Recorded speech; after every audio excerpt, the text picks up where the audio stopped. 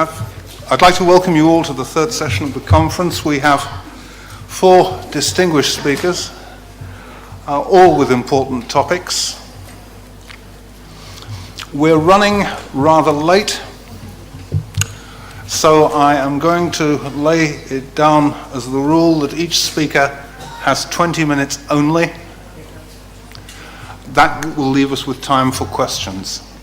So without further ado, I will ask Iskander Gilyazov of the University of Kazan to give us his paper. Thanks.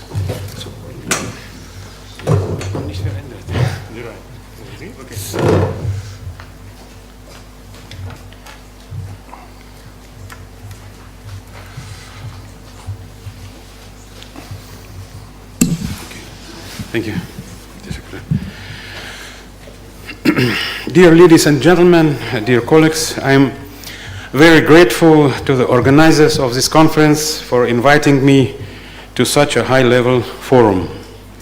It is a pleasure for me to speak here, though I should apologize for the quality of my English. Unfortunately, it is not the main language I have learned. I speak German much better. Anyway, I hope that you will understand my thoughts. My report is called Modern Russian Historiography of the First World War, Some of the Tendencies. I deliberately made this specification because for the moment there is an increasing interest towards the history of the First World War in the Russian historiography. With every day, not only the number of publications grows, but even the number of research issues brought up by scientists. And many of these issues are new for the Russian historiography. That is why I want to point here that it is almost impossible to cover all the variety of the problems of modern Russian historiography in one report. Thus, I am going to confine myself to examining, in my opinion, the most important achievements that historians have come up with during the last years. In order to understand how the historiographic approaches and interpretations have changed during the last decades, it is necessary to remember how this tragedy was studied after the end of the First World War in the Soviet historians, by the Soviet historians. Mikhail Pokrovsky, the famous Russian historian of 1920s, once called the First World War as a forgotten war. In many respects, he was right. In the Soviet period, this topic was not very popular among the historical science, to say the least. Immediately after the end of the war, Russia went through huge political changes. Both the revolutions of 1970s and the civil war shaped the society and altered its character. And they politically overshadowed the events happened from 1914 to 1918. To interpret the past, including the First World War, the Soviet historical science prevailingly used the class approach. Thus there were popular, attractive, irrelevant, and even closed issues. The events of the past were examined on the light of their importance in formation of socialism and communism.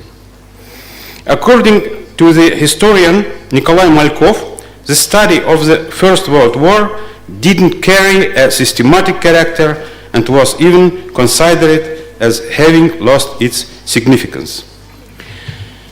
Why did this happen? The attitude towards the First World War in the Soviet society and therefore in the Soviet historical science was very tendentious. The war and its aims were considered as imperialistic, The slogan of Lenin about changing the imperialistic war into a civil war was the most important one when characterizing it. The war was understood as a defense of monarchy and bourgeoisie. It didn't have real heroes. They all had protected Tsarism after all, and in the Soviet country, the heroes could defend only the revolution. Many of the heroes and eminent commanders of the First World War were later the ones who resisted Bolsheviks during the Civil War. This also left traces on the attitude of the Soviet science towards the events in 1914-1918. Besides, Russia actually did not gain any striking victory that could be used in political and ideological purposes. It was a very important fact that Russia dropped out of the war by concluding the Treaty of Brest-Litovsk before Germany was defeated. So it turned out that Russia lost to the defeated country. This, to my mind, also had its impact on the attitude of historians towards the First World War. However, all the above said does not mean that in the Soviet time the historiography didn't appeal to the First World War. Of course, this subject could not be avoided. After all, the two revolutions in February and October 1917 happened during the war. Thus, some of the topics such as war events, foreign policy, the history of labor and socialist movements, the history of the European countries received certain coverage during the war. The history of Russia at the same time was analyzed in the light preconditions for carrying out the October Revolution. That is, there were quite a lot of studies, but they were solely of tendentious nature, and they were devoted mostly to social, economic, and political problems. And the Second World War that broke out in 1939 put this subject matter on the back burner. Recently, even outwardly, the attitude towards the First World War has changed noticeably. And this is connected not only with the centenary of outbreak of the war. The interest to it kept growing after the collapse of the USSR. In different regions of the country, various events are held, conferences, seminars, and round tables. The number of scientific publications is increased manifold. Memorials to the participants of the war are opened. There is an impressive monument in the Kaliningrad city, for example. Films about the war events and historical personalities are shot. The presentation of the film called Unnoticed Heroes of an Unknown War has just been organized in Moscow. This film about the participation of the Volga Tatars in the war attracted much interest not only in Tatarstan. Many of the scientific events are held by the Russian Association of the First World War Historians. The centenary of the outbreak of the war was also a reason for creating a special commission on preparation for this event in the State Duma of the Russian Federation. Thus, the study of the history of the First World War is now supported at national level. In my opinion, the basis of the change is the awareness of the need for more in-depth study of the past, the desire to understand the meaning and the place of the First World War as one of the greatest events in the 20th century.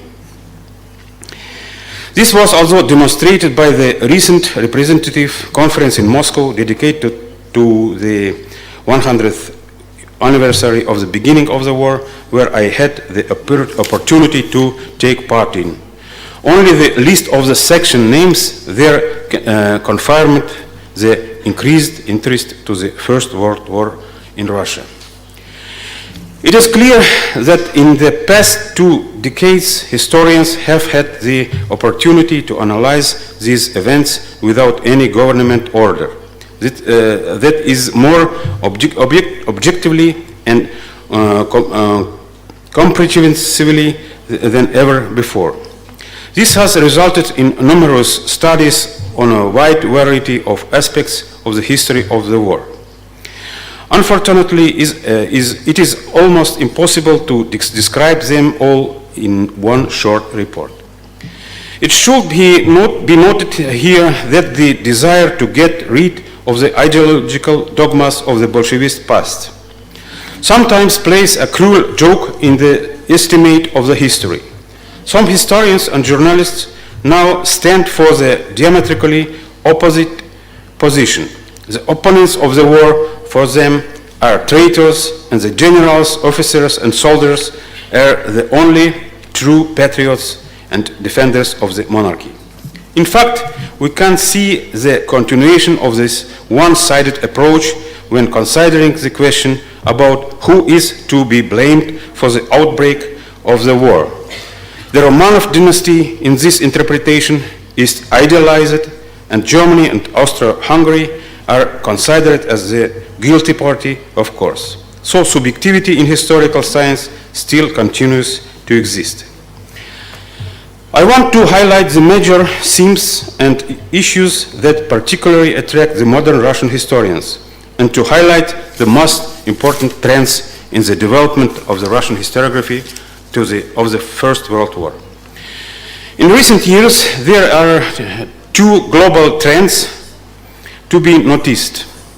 First of all, a lot of attention has been paid to the source base, primarily to the publication of documents and memoirs, and secondly, the subject area has expanded significantly. Many different kinds of documents, военная промышленность России, голоса истории, политические партии общества России, Первая мировая война, факты и документы, reminiscences and diaries of the contemporaries of that war, the memoirs of Astrov, Badmaev, Brusilov, Grigorovich, Rediger, Grand Duke Andrei Vladimirovich, etc. have been issued. Although the books of the immigrant historians, for example, Golovin, Kobylin, Milgunov, have been published. The books, including some of the new studies of the foreign authors, have been translated. There is a large variety of themes of the works on the history of the First World War. General works about battles at different fronts, including the Caucasian and Persian fronts.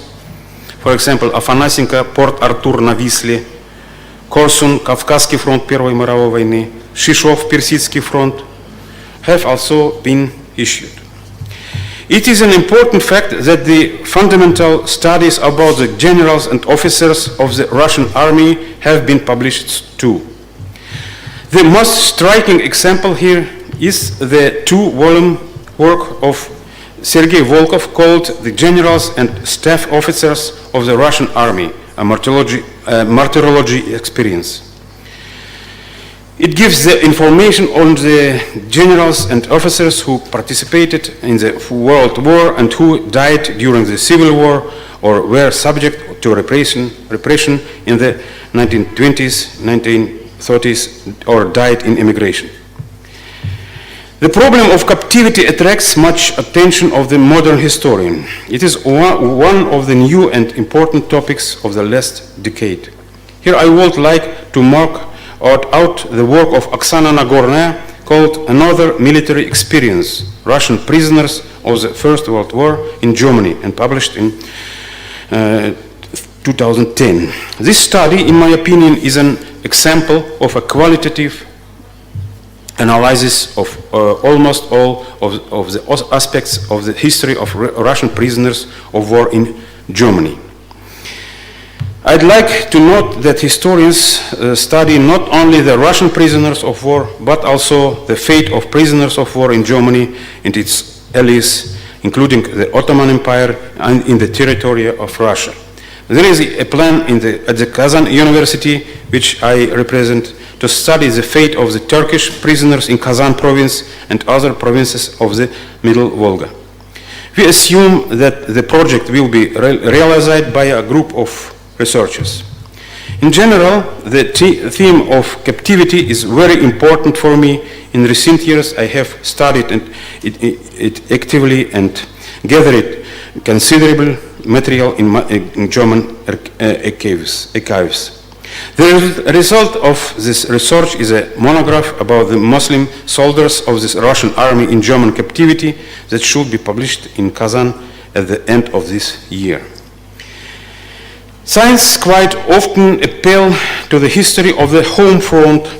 Here, such problems as the military potential of Russia, its economic development, and the state of its finances are raised. Historians pay much attention to studying the influence of war on Russian society. Quite a lot of new works here are devoted to the study of the various problems that arose as a result of war in the regions. In Tatarstan, we have also examples of such studies. These are the works of Rustam Tsunchuk, Dilara Usmanova, Aydar Khabudinov on different aspects of life of the Muslim society in Russia during the war, when the Muslims of Russia were in a very difficult situation. The state authority showed them its suspicion and distrust openly, believing that Muslims are always ready to support the Ottoman Empire and the Sultan's call to jihad against the Entente. Interestingly, in the historical literature, we find new interpretation of the causes of the revolutionary crisis in Russia in 1917. It was often explained as the result of conspiracy activities of some external forces and Russian revolutionaries. Such interpretations have been studied specifically until recently. But today, most researchers believe that the collapse of the Tsarist Russia was the result of weak Russian economy, corruption, and lack of talent of many military commanders, and of some other reasons. This assessment, for example, was supported by many of the participants of the international conferences held on the history of the First World War in September 2004 and May 2010. During this conference, the participants paid much attention to political outcomes and consequences of the Great War. They also confirmed that quite a great number of Russian historians consider the years from 1914 till 1945 as an integral historical period of world wars, local conflicts, and revolutionary upheavals that accompanied the human progress on the way of industrial modernization.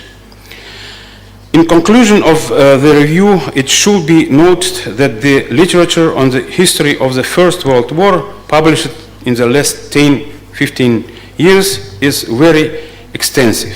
In my speech, I tried to focus, in my opinion, on the most important accomplishments of Russian historiography.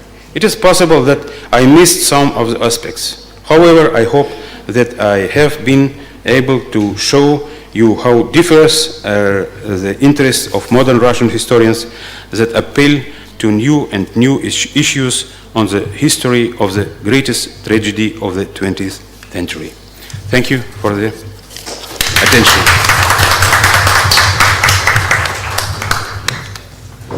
Thank you very much for keeping time. Down on the list, Mehmet Alkan is next to speak, but I don't see him. Is he present? He's having some health problems, so he's absent. He's absent, thank you. Well, let's hope he recovers as soon as possible. In that case, we'll proceed to our next speaker, who is Odile Moreau of the University of Montpellier. Sayın Başkan, teşekkür ederim. Önceden organizatörlere çok teşekkür ederim bu güzel veya çok enteresan sempozyumu. Ben sizden özür dilerim ama şu bildirimi İngilizce dilinde sunacağım. Fakat sorularda biz Türkçe konuşabiliriz. İzin veriyorsanız.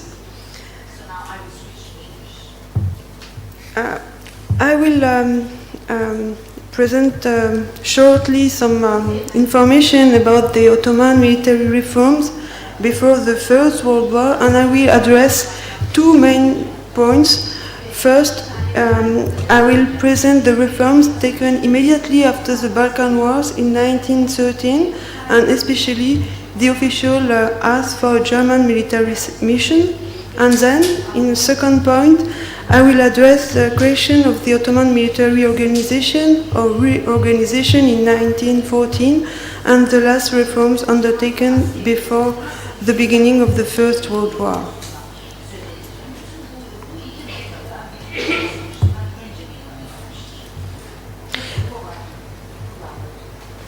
The military reform after the Balkan defeat were a primary agenda, a very important point.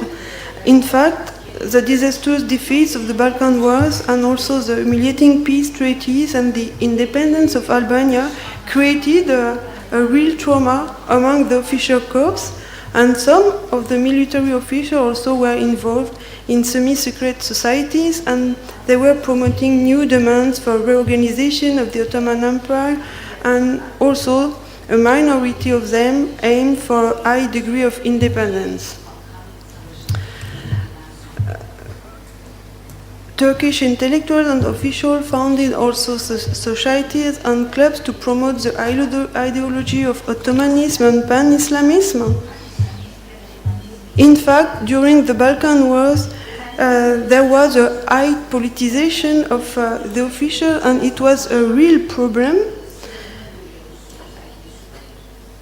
And in order to neutralize these disadvantages, the Grand Vizier and Minister of War Mahmud Şevket Pasha welcomed the idea to appoint a German military mission on May 1913.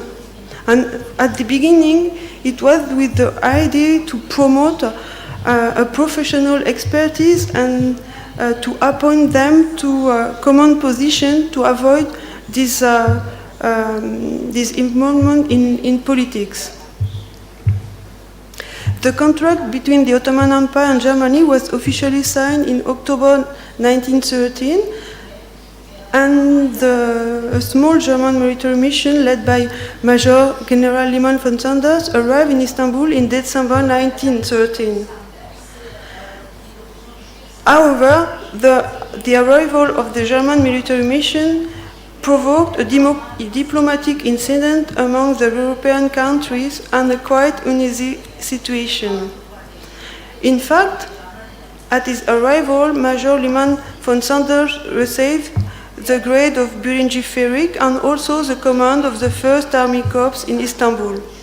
He was also involved in the decision process in the Ottoman army, and in addition, he led the general instruction in the Ottoman army on what the Vice President of the Shura-i Askeriye.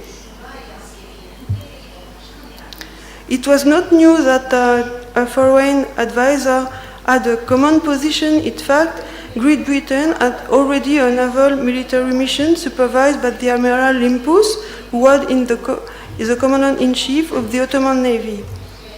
However, the situation of the German military mission was unprecedented in the Ottoman army. The command of the First Army to a foreign high official provoked an outcry in the foreign embassies, and the first to be shocked was Russia, who disagreed that a German officer commanded the Ottoman army responsible for the defense of the strait. St. Petersburg, London, and Paris made serious protests and a diplomatic crisis was solved by the Ottoman and German. Then, Otto Liman von Sanders was promoted to the rank of Marshal, and this rank was too high to be in charge of the First Army, and the command of the First Army was given to the Kurmay Aybay Nuri Bey. Then Liman von Sanders took the charge of the direction of the German military mission, and also he was like the chief inspector of all the military schools, including RBA, the military academy.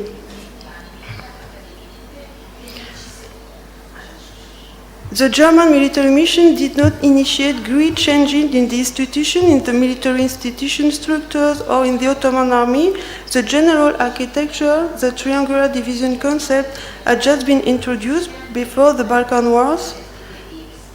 And after the Second Balkan Wars, the main change was the abolition of the Redif. The Redif was a reserve of the active army, and the recruitment system was also renovated before the arrival of the German military mission. The recruitment became regional, local, and Anatolia was divided into regions corresponding to an army corps. And we should also keep in mind that they had to draw a new map of the recruitment system because of all the lost territories in the Balkan. And this map was effective only in 1914. At the same time, the Balkan Wars provoked also a lack in officers and deputy officers, and there were a recurrent financial problem in the army, and it paved the way for a reduction in the number of the army corps. In fact, there were 14 army corps, and there will be then only 13, and 3 independent divisions that will also be reduced. In the new recruitment law, the active army, the Nizam, was unchanged, but there were no more Redif, this reserve of the active army, but the second reserve, the Mustafuz, the territorial guard, was longer. It was 7 years instead of 2, but it meant also that the service, the military service, would be much more regional. And it's also like, it will be much more local and regional, and also people, they were much more interested not to go too far away, and they were much more tied to the defense of their own region. At the very beginning, the German military mission was very small. It was about 40 officers in December 1913, but it will change slowly. 1 year after. During the summer 1914, there were 70, and just to give another number, at the end of the First World War, there were 800 German officers in the Ottoman Empire. And the most important posting was the assignment of Colonel Friedrich von Brunstadt von Schellendorf as the first assistant chief of the general staff of the Erkan Harbiye Umumi Dairesi.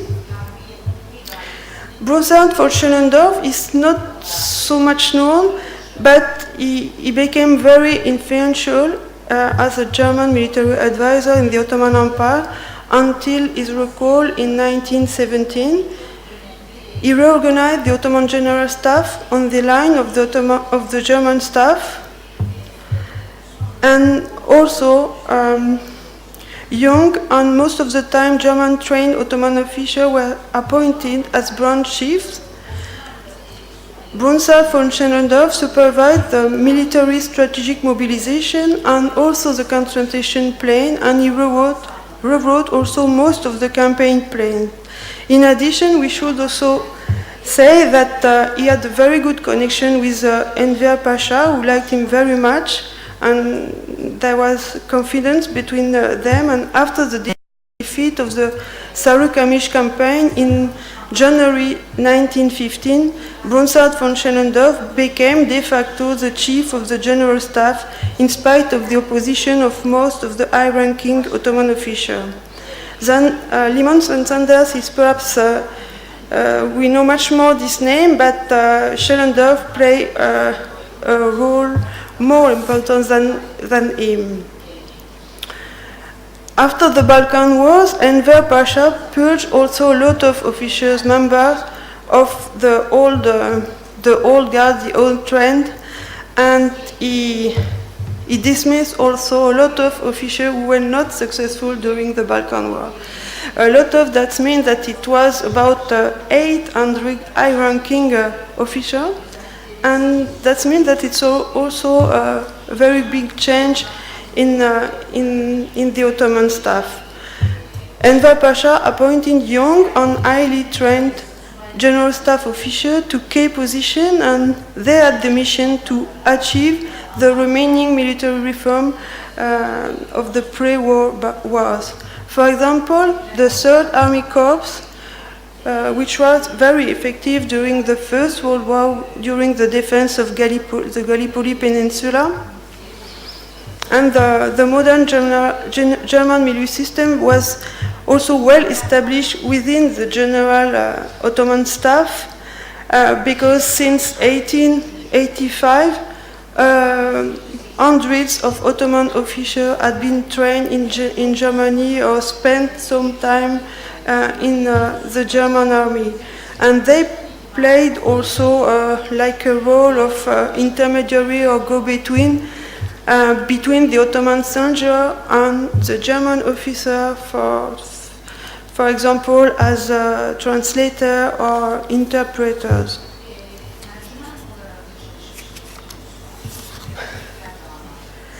Then I will address my second point. Okay, good. Then I will address the second point, the Ottoman military reorganization in 1914 and the last reform undertaken before the war. In the early 1914, in January, Enver Pasha became Genelkurmay Başkanı, and he initiated strong reform to restore the discipline and the order among the Ottoman army, and he wanted to make it more efficient. First of all, always with these political problems, he dismissed a lot of anti-unionist officials, and for those who were too famous, he appointed them at the periphery. For example, Mahmud Muhtar Pasha, the son of Ghazi Ahmet Muhtar Pasha, refused such an appointment, and there were also trials. For example, Aziz Ali Bey al-Misri, who was arrested in January 1914, and he was deferred to martial court and sentenced to death. Then, because of the intervention of Great Britain, he was sent to Egypt, and he escaped the death penalty. Enver Pasha didn't want also any kind of opposition among the officials, be them retired. The retired officials didn't have the right to stay in Istanbul. They had to return to their native countries, their native region. It was to prevent any kind of opposition. He didn't want also that the officials were too much present in the that we call today the public sphere, and especially they were no more allowed to go to the Kahvehaneler and so on, because there were a lot of political discussion, and it made bad impression among the population. And because of the lack of money, there were also financial restrictions. The soldiers, they get less money than before, but because there were so much officials that were dismissed, he had also to deal with the remaining officials and to keep them very tight to him. And he increased a little bit the salaries of the officials, and it made also bad impression. The soldiers, they had so small salary, and even it would be smaller, and to give more to the official, it was also not so easy.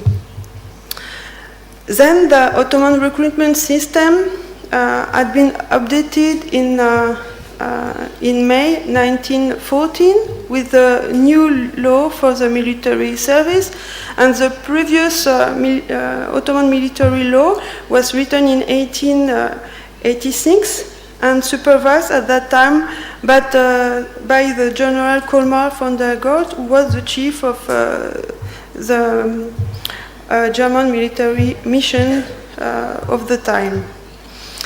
The new recruitment law aimed to introduce radical change. You see, everything should be radical in order to, to be more effective, to make things change. But it's also not so easy. First, they have also to make effort to save money, and they wanted at the same time promote a younger army.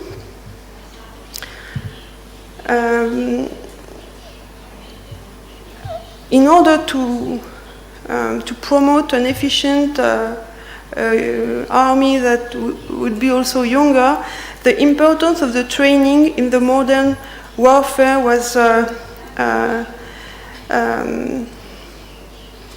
main point. And then they wanted also to address the problem of the exemptions. In theory, they would like to cancel all the exemption, but in practice it was not possible, even because of the financial problem. And they wanted to have it's like an inclusive view to include everybody, Muslim and non-Muslim, into the military service.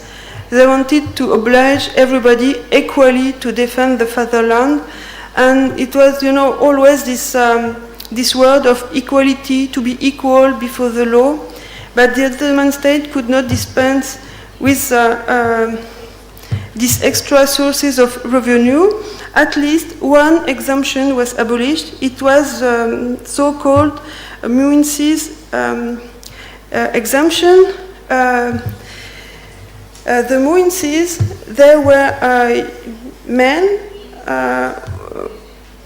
who were exempted from the active military service because they were the sole breadwinners in their family. They were the only men to bring money to the family. Then it was cancelled, and in exchange, to make the family in December last year, have aptly termed the Ottoman cataclysm, the Ottoman collapse, the Ottoman breakdown. What breaks down in this period, which I would time between 1908 and 1923? What breaks down is an imperial order. Now, in recent years, empire has received quite a lot of scholarly interest, where in earlier days the nation was rather in the forefront. Imperialism still has a bad reputation, but empire does not necessarily have to be a bad thing. Jane Burbank and Frank Cooper have very nicely pointed out that empire can also mean the administration of difference. Empires, the lazy old empires like the Austro-Hungarian one, the Ottoman one, the Chinese one, are trying to establish a balance between different groups. They may differ on grounds of language, they may differ on grounds of religion, of course of places of residence, of occupation, and so on. In the Ottoman Empire, as you all know, the ordering system was religion. So you had the different so-called millets, which would be wrongly translated as nation, of course, unlike in modern Turkish. But you had different groups enjoying far-spread autonomy. Somebody before has also said that the call for jihad in 1914 was a bluff that was called. Now, imperial rule of the kind I've just described also contains elements of bluff. We pretend to rule, and they pretend to be ruled. The rest is up to negotiation. So this is, I think, what you could claim to be the system in the Ottoman Empire until the Constitutional Revolution of 1908.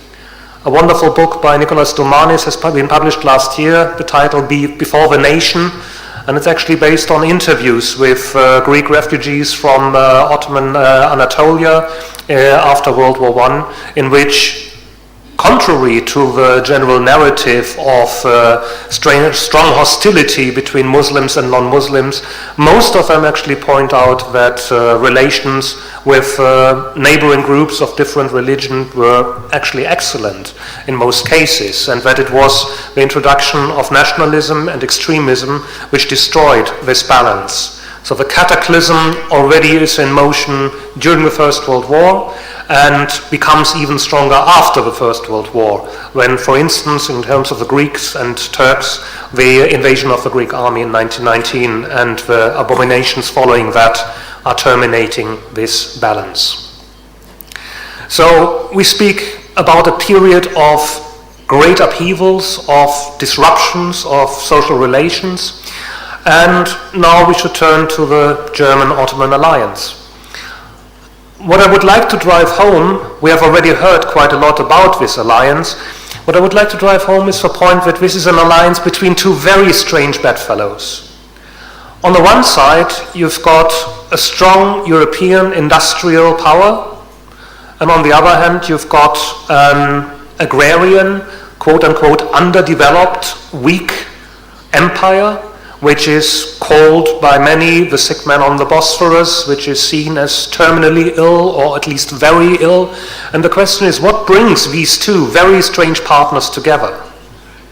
If you would have a look at the theory that states have no friends, they only have common interests, even that doesn't really apply. Germany was a power which regarded itself as up and coming and wanted empire, as we have heard before. The Ottoman Empire was weakened, was in need of an ally in order to survive. And that Germany did have colonial ambitions, and at least economic colonial ambitions in the Ottoman Empire, was clear to all. So what brings this alliance together? The Ottomans already had tried their luck with Britain, France, and Russia. They wanted them as protectors and actually would have far preferred them to the Germans, but as we have already found out, they said no. Why did the Germans say yes? Well, Germany in 1914, in difference to the common notion until quite recently that it was actually a very strong power, it was the strongest military force of Europe, in fact was in a position of considerable weakness. The almost criminal negligence and incompetence of German political leaders had led to Germany facing a two-front war. Germany's allies were Austria-Hungary, also riven by internal strife and not a very strong industrial power. Italy, politically highly unreliable, as the events of 1915 were to show. So the Ottoman Empire could at least be a useful ally for two reasons. The first reason was of a military nature. Professor Ahmad said it was actually the Kaiser who overrode the initial reluctance of the German political and military decision makers. Now, Germany was not a democracy exactly, but it was also not an autocracy. It was actually decided in the higher echelons of the German military leadership that the Ottoman Empire could actually attack Russia and thereby subject Russia also to a two-front war. The hope, of course, to drive off enough Russian troops to make it easier on the Germans and the Austrians. But the second one was, of course, much more creative or much more innovative, and that was an attempted German use of Islam, particularly of Pan-Islam. Pan-Islam, of course, is not the same as Islam, but Pan-Islam is a movement which was coming up in the 19th century and is based on the idea that all Muslims the world over share responsibility, should share solidarity, should assist one another, and an attack on one Muslim power or one Muslim state was actually supposed to be regarded as an attack on all Muslims. On the other hand, Pan-Islam, the Pan-Islamic community, was supposed to have a supreme leader, and that was the Caliph, the Ottoman Sultan. So the idea was, as we have already heard, get the Ottoman Sultan in the bag, make him declare jihad, every Muslim in the world will rise against the colonial powers, and in the end, when the conflagration is over, have Germany reap the spoils. Sounds too good to be true. was too good to be true. The problem was that when the Germans were believing that the Ottoman Sultan's call for jihad would automatically be obeyed in all Muslim countries. Now pan-Islam doubtlessly existed. The most famous pan-Islamic agitator and political activist was in the 19th century, Jamal ad-Din al-Afghani, who was one of the most prolific Muslim writers, was very active in trying to forge an anti-colonial pan-Islamic alliance between different Muslim powers. Unfortunately, towards the end of his life, he realized he had failed. Secondly, pan-Islam could be used by, for instance, the Ottoman Sultan to curry favor with European or other powers. There is a famous case in which, during the Spanish-American War of 1898, an American delegation comes to the Ottoman Sultan to ask him to issue a declaration that the Muslims in the Philippines, which the Americans are going to take from the Spaniards, are going to accept American rule.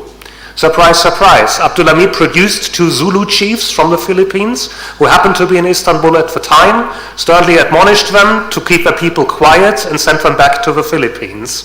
America retaliated by supporting the Ottoman Empire diplomatically on several occasions. So such incidents do happen. But what the Germans wanted was, of course, something quite different. The Germans wanted a military rise of Muslims all over the world. Now, pan-Islam has never managed to, for instance, overcome the fragmentation of Islam. The deep divide between Sunnis and Shias is only the most common examples. And therefore, when indeed the Ottoman Empire entered the war in October-November 1914, when jihad was proclaimed by Sheikh al-Islam Urgüp Luhayr Bey in front of Fatih Sultan Mehmed Mosque, there was an interesting difference of reactions in different parts of the Ottoman Empire. In Istanbul, enraptured demonstrations were observed, and German observers gleefully wrote home, "This is going swimmingly, and we're going to have a jihad in next to no time." However, a short time later, a rather disappointed German diplomat wrote from Palestine and said, well, here the local Muslim leaders have regarded the proclamation of jihad with a sort of amused indifference. Why? Well, because this jihad, which was proclaimed in 1914, did not really fulfill the necessities for a jihad to be proclaimed. It was not proclaimed by the caliph, but by the Sheikh al-Islam, who was a Muslim judge and not the caliph. Secondly, what the Young Turks had done in 1909, when they deposed Sultan Abdulhamid, was that they did not only depose a sultan, they also deposed the caliph, which was not within their rights. Thirdly, in 1908, we can even go back 1 year earlier, the re-institution of a constitution had meant that Abdulhamid had now become a constitutional monarch. That was not unheard of in Islamic political history. However, he had also become a constitutional caliph, and that, according to the Muslim terms, is an impossibility. So, in other words, the Young Turks had actually quite, in the words of a German observer, they had sinned against Islam, and quite seriously so before the war. And now, in 1914, to try to incur the Muslim religious piety and dedication to fight for the empire was some sort of an ironic failure. So obviously, how much? Okay. So obviously, this initial proclamation failed to produce the expected results. Now, the Germans were undeterred. After all, this had been a German plan rather than an Ottoman plan. And the German instigator of this plan was Max Freyer von Oppenheim, a German baron who had spent long years in the Middle East as an amateur archaeologist and diplomat, and had been convinced of Muslim dedication, Muslim fervor, and, in his own words, Muslim fanaticism. So if the Muslims were not automatically fanatic, they had to be made fanatic. This was the beginning of a protracted German pan-Islamic propaganda campaign, which entailed something like leaflets. There was a special propaganda office set up in Berlin and later in Istanbul. You had so-called newsrooms which were erected in Ottoman cities where you could find written material, pictures, patriotic posters. You had expeditions which were sent out to the Shah of Iran, to the Amir of Afghanistan, to the Shiite Mujtahids of Iraq. And all of this, unfortunately, has to be called an ignominious failure. Muslims did not regard the First World War as theirs in most cases. It was an affair of the great powers. In the Ottoman Empire, there was no war enthusiasm at all. Most Muslims were actually quite afraid of the negative economic results the war might have for them, and the terrible famines in Syria and Lebanon in 1915 and 1916 proved that point, so that war was actually a disaster even without political activities, to which I shall turn in a moment. And the question is, of course, what brought the Germans to this mistaken view that their proclamation of jihad could work? Well, the only reason I can suggest is that if you look at the history of anti-colonial movements, also militant anti-colonial movements all over the world, in most cases where Muslims were concerned, it was not nationalism which motivated these anti-colonial movements, it was Islam. So it was crouched in Islamic terms. But what the Germans failed to understand, like many other Europeans, for example, the British Secretary of State was of the same opinion, was that Islam, I argue, by 1914 had already been undergoing what I could call a reformation. Islam was no longer the pan-Islam, which I've been speaking about before, but Islam was increasingly connected with nationalism. In Muslim theory, all Muslims are members of the Ummah, Ummet, and therefore nationalism, which actually divides people into nations, would be completely contrary to Islam, which would be seen as a universal religion. In reality, of course, there was already a strong national feeling or local patriotic feeling in many of these groups, and when Muslims fought against colonization, it was fighting on behalf of these regions. Examples are, for instance, very famous Amir Abd al-Qadir in Algeria between 1830 and 1847. It was not on behalf of an Algerian nation, such a thing did not exist until much later in the 20th century, but it was actually in the name of Islam, to defend Dar al-Islam against infidel colonization. However, the pan-Islamic revolts failed to materialize, but Islam, contrary to what has been said before, I think that the Committee of Union and Progress did take religion, did take Islam very seriously, but in a quite different way the Germans anticipated. The CLP was increasingly, very shortly after the outbreak of war, becoming weaned of the idea that the Ottoman Empire, with German support, with the help of the German alliance, could be saved. The multi-million-dollar question is, of course, when exactly did this happen and under which circumstances? But from a variety of events and acts of the CUP, it is clear that by as early as 1915, they had actually decided to create a Muslim nation. I say explicitly not a Turkish nation. Turkish nationalism during the First World War and even shortly afterwards would not have made the slightest sense for many Turkish-speaking Muslims in the empire. But Islam, this idea of creating truly Dar al-Islam in Anatolia, that was something which could develop mass appeal. And so, in the words of Ziya Gökalp, İslamlaşmak, Türkleşmek, Mısırlaşmak, so Islamlaşmak was the first stage in this national project. And you can see this in a variety of things, some of them comparably harmless. So for instance, in March 1915, all non-Muslims are expelled from government service. So all non-Muslim officials, for instance, civilian as well, of course, as military, have to go. So only the Muslims were supposed to be reliable Ottomans. All others were seen as potential traitors and a danger. Of course, the most radical and terrible expression of this new policy was the Armenian genocide from 1915. But you could already see that from 1914 onwards, Greeks or other non-Muslim groups also were experiencing considerable harassment. Where, in my opinion, the German pan-Islamic propaganda campaign fails, this campaign of Islam Lashmak succeeds. And it creates what the Ottoman Empire never had and arguably never wanted. It creates a united population, in this case united by religion, and after the First World War, during the War of Independence, it allows the Turkish nationalists to conduct a successful military campaign and to set up an independent country, in difference to most other states in the Middle East, which in my opinion have never survived this Ottoman cataclysm. When you look at the chaos in the Arab world and compare it to, for instance, Turkey, this is a very obvious thing to observe. Of course, a grain of salt should be added.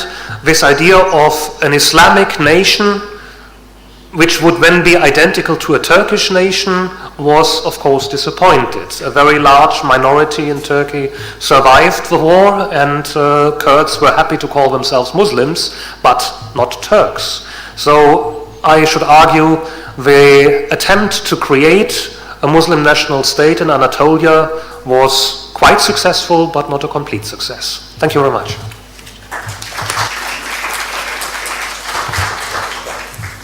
Konuşmacılarımıza çok teşekkürler. 20 dakika kalıyor. Sorular var mı?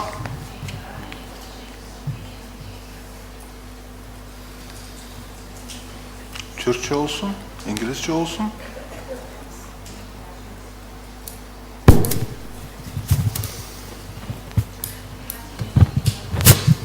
Turkish. Evet. Hocam millet oluşturma dediniz de Osmanlı tabii Müslümanlık üzerine millet oluşumuna gitti. Daha sonra Türkçülüğe evrildi bu süreç. Şimdi bu süreçte Kürtlerin asimile etmesi başarılamadı. Halen sorun olarak devam ediyor. Ne düşünüyorsunuz bu konuda? Orta Doğu pergelinde.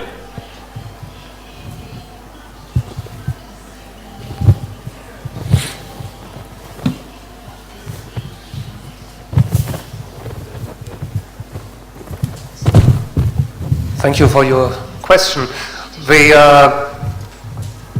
The problem is, of course, when you are leaving an imperial context and wish to set up a national state, you do so in the desire to unify and strengthen your own group, and at the detriment of others, of course. And it is quite clear that the Kurds could never be assimilated simply because they were too numerous, and that, of course, at the same time that Turkish nationalism was rising, Kurdish nationalism was rising too. So, in the end, what you have is a situation in which you have two largely Muslim groups living in one country, but in order for this country to be called a national state, one of them had to suffer, unfortunately in this case the Kurdish minority.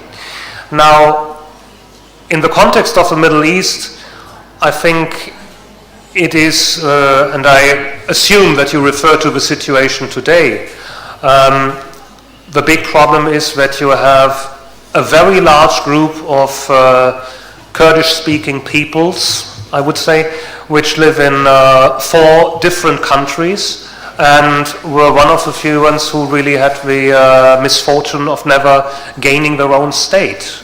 And obviously this problem with a large stateless group which is still united by some sort of nationalist feeling would never have been a problem in the Ottoman context. In the Ottoman context, it was religion that mattered.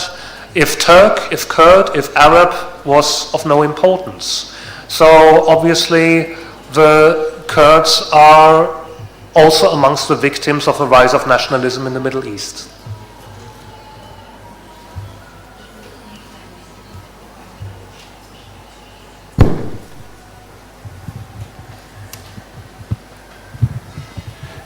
Doçent Doktor Cüneyt Akalın, Alman konuğumuza soru sormak istiyorum. Bu 1915 olayları ile ilgili olarak jenosit, soykırım kelimesini kullandınız. Bunu herhalde bir dil sürçmesi olarak değil de bilinçli olarak kullandığınızı düşünüyorum. Önce şunu soruyorum. Daha yeni Avrupa İnsan Hakları Mahkemesi 2. Dairesi Perinçek İsviçre davasında bu olayların bir soykırım olarak ifade edilemeyeceğini, bunun tartışmalı olduğunu en azından ifade etti. Siz herhalde biraz daha radikal düşünüyorsunuz. Onu sormak istiyorum. İkincisi, Almanların bu büyük alt üst oluşu içinde, yani Türkiye'deki Ermenilerin çektiği bütün bu ızdıraplarda Alman emperyalizminin rolünün ne olduğu konusunda fikirlerinizi sormak istiyorum. Üçüncüsü de Kürtlerle ilgili olarak, Kürtlerle Türkler 1000 yıldır bu topraklarda birlikte yaşamıyorlar mıydı? Yani Kürt milliyetçiliğinin en azından 1920'lerde çok zayıf olduğunu, yeninin doğduğunu ve pek çok Kürt'ün bilerek ve isteyerek Türkiye Cumhuriyeti'nin kuruluşuna ve Cumhuriyet'in kuruluşuna katkıda bulunduğu, tarih bütün belgeler var zaten. Dolayısıyla bu bir ayrılıkçı Kürt hareketinin çok daha sonra ortaya çıktığını düşünüyorum. Siz bu konuda ne düşünüyorsunuz?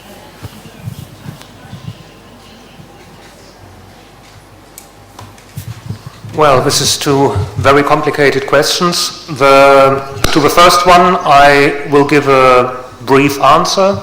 If you look at the definition of genocide as defined by Raphael Lemkin, and particularly by the definitions which have been adopted by the United Nations, what happened in 1915, in my opinion, qualifies as genocide. If the European Court ruled that it was genocide or not is of comparably little concern for me. As a historian, I am bound to look at what facts I can find and to try to form an opinion, an educated, if possible, an educated opinion. Secondly, I absolutely agree. I absolutely agree that there was, as I have said before, there was no tension or struggle between Turks and Kurds before the foundation of the Republic and much later. Kurds as Muslims, or mostly Muslims, certainly assisted in the creation of the Turkish Republic, or as I have put it, a Muslim national state. But in the 1920s, when it becomes clear that the new republic is going to be turned into what I would call rather vulgarly a camelist training camp, so that the population is going to be educated and changed in ways which many, particularly amongst the more conservative, more religious groups in society disliked, then of course the first tensions between Turks and Kurds will be obvious. And this has unfortunately been a problem which was impossible to solve until today. As I said, if you try to set up a national state from the ruins of an empire, you will always have groups which either have to go or which will have to contend with having an inferior status. So it is by no means that I'm of the opinion that Turkey is exceptional in this case. The creation of nations is a bloody and brutal process everywhere. So when I praised the lazy old empires before, I did so consciously. National states emerge from blood and destruction. So this is what I think on the issue. Thank you.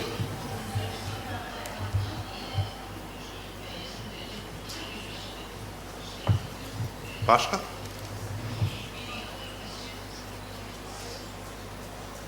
Well, while you're getting your courage up, I will use my chairman's privilege to ask a question myself. Odile Moreau, nobody just has an army. Nobody just has an army.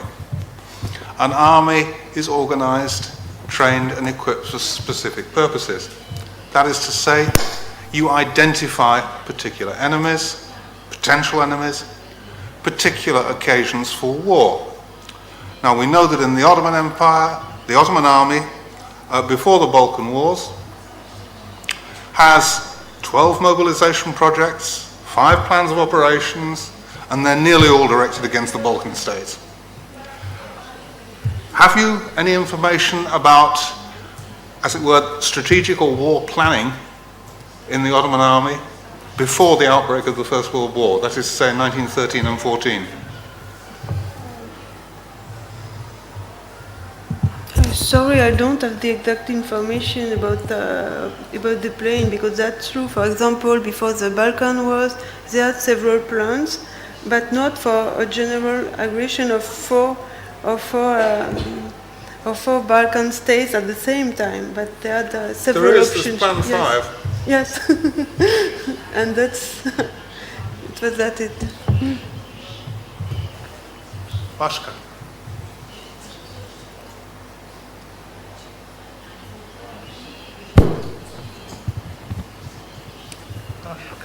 Sorum şu, Orta Doğu'da da Avrupa Birliği gibi bir süreç ileride gerçekleşebilir mi? Bu konudaki öngörüler nelerdir?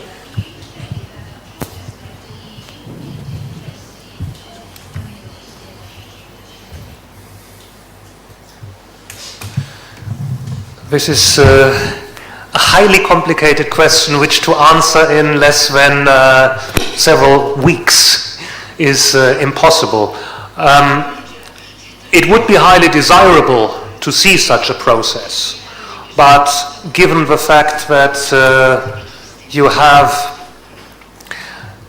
such a variety of different ethnic, linguistic, religious groups and the like, such a history of oppression and dictatorship in many countries, and in most countries an ongoing problem of economic underdevelopment and poverty, that I would regard myself as a blind optimist if I should argue that such a process would happen in my lifetime, provided that I were to live to the age of 200.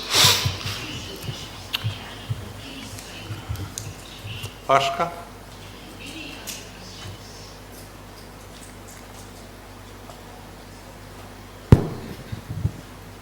Başka? Özür dileyerek Alman konuşmacıya tekrar sorduğum sorunun bir unsurunu hatırlatmak istiyorum. Yani ısrar etmek için değil ama belki gözden kaçtı. 1915 olaylarında Almanların sorumluluğu nedir? Onu sormak istiyorum.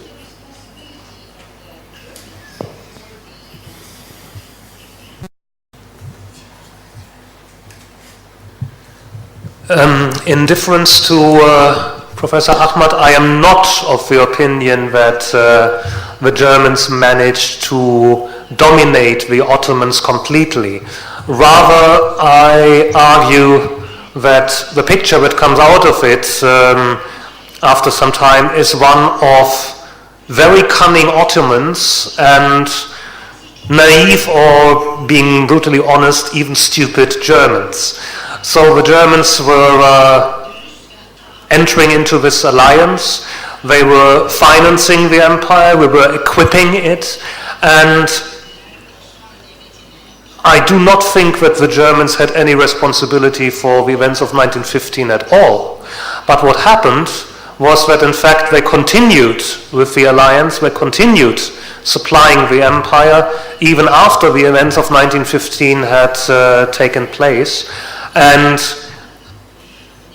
there is a strange thing in Entente propaganda that you have a certain kind of arrogance on the side of Entente propaganda that neither the Austrians nor the Ottomans can be really evil. In order to be really evil, they need German training. So the difficulty of the whole thing is that the Germans were reaping an outrageous amount of damage from the events of 1915 because it was actually they who were given a responsibility for it all. So the Ottomans might be the people to carry it out. The idea must have been German, which I quite reject, not only because I'm German. what happened is that, for instance, all attempts by the Germans to influence the Ottoman government in connection with the events of 1915 end up in abject failure. Even when in 1916 a German ambassador is sent to the empire who, more or less out of reasons of his own conscience, tries to influence the Ottoman government to show mercy to the Armenians, he is brusquely brushed off by Enver, and Enver had one good German friend, which was Commander Humann from the German naval attaché, and he told them, I won't see Mr. von Kühlmann again, he only wants to talk about Armenians. So I would absolve Germany from any responsibility of the events of 1915, but Germany was also powerless and, to a certain extent, which has to be admitted, unwilling to do anything against it, for fear of risking the alliance, which by that time Germany had come to regard as vital. Thank you. Son bir soru, son fırsat.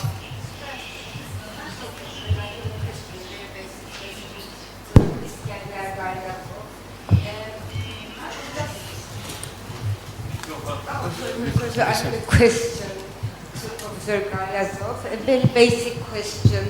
I was wondering, during post-communism, let's say, is there any change in the history textbooks about World War I? You know, how was the subject has been tackling in the last decade or two?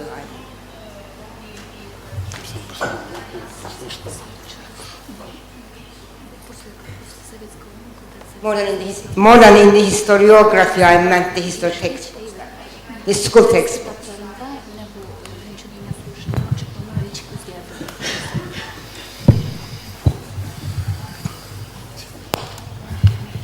I'm so sorry. This is very difficult for me an answer in English, and I am answering in Russian, and Leysan Hanım help me.